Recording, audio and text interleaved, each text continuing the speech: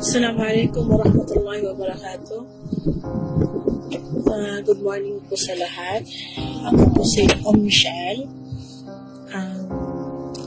Tungkol po dun sa product po na in-offer po sa akin noon ni Sister Almira Asim, yung Sip to Fit na coffee, and then yung mangosteen po, at saka yung 8 herbs po. Actually po, meron po akong carpal tunnel syndrome po. At it's been a long time. Kumbaga, nagsasuffer po ako noon for more than 8 to 9 years po ang katotohanan po.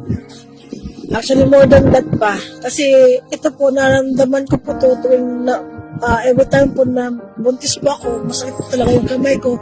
At kahit unti mabasog po, hindi ko po mahawakan.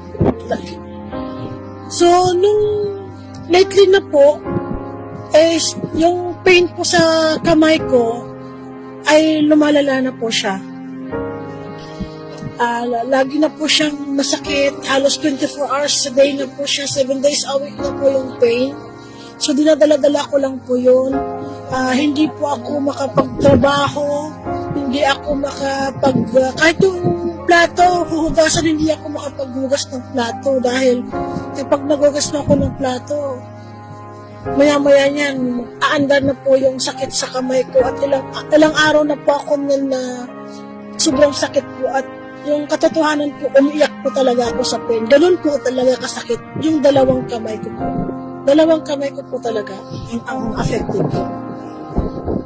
Yung doktor po, nagsabi po sa akin na kailangan daw na gamutin ako, tapos kung hindi daw makaya ng gamot, operahan na lamang daw po.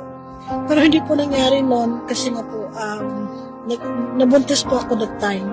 So simula lang napabayaan ko na nila bumalik po sa doktor. Kaya yung nararamdaman ko po, lalo po siyang, kumbaga lalong lumala yung pain. Lalo na po ngayon, taglamig dito sa Saudi, ayaw na ayaw niya po yung malamig. At ngayon po, nung nag-start po ako ng mangosteen at saka yung 8 herbs, for the first week po, parang normal lang po, parang kumbaga hindi ko nga lang din naman po napansin, pero may okay po siya, kumbaga, may konting pagbabago, may changes po. After 2 weeks po, napansin ko po na mas lalong gumanda po yung pakiramdam po. Kumbaga, kahit na paano po, kumbaga, nakikilos ko ng maayos yung kamay ko, tawag dito, nakapagbuhat na ako ng mabigat, kasi po, bawal po talaga ako magbuhat ng mabigat. Pag nagbuhat po kasi ako ng mabigat, sigurado po yan, pagkagabi po, wala na namang pong tulugan dahil sa pain.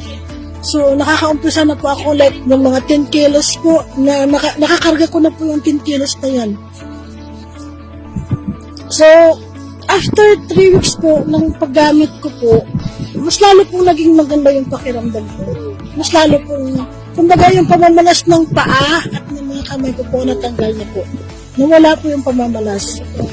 Kahit po yung UTI ko po, na alam ko po hindi talaga ako nawawalan noon dahil po sa hindi talaga ako mahilig uminom ng tubig.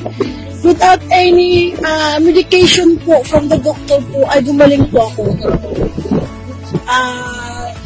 The story short po, bumaba po talaga yung uric acid kasi nawala lahat ng pamamanas sa akin.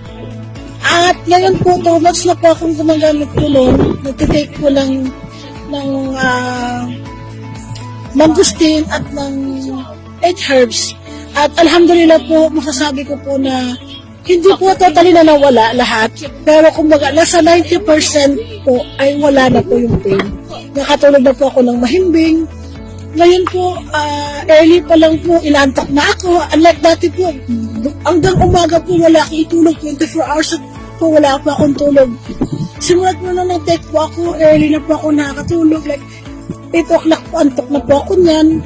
So, ngayon po, kahit paano po, nakakapag-fugas na ako ng plato, nakapag-mapping na po ako ng floor, kaya ko na pong gawin na hindi po naniningil yung kamay ko. Kumbaga, kinabukasan okay lang.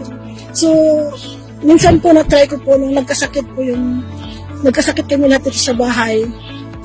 Lahat-lahat po, nagkasakit po. Wala pong ibang kikilos. At siyempre, may mga anak po ako, 6 po sila. Kailangan kong kumilos.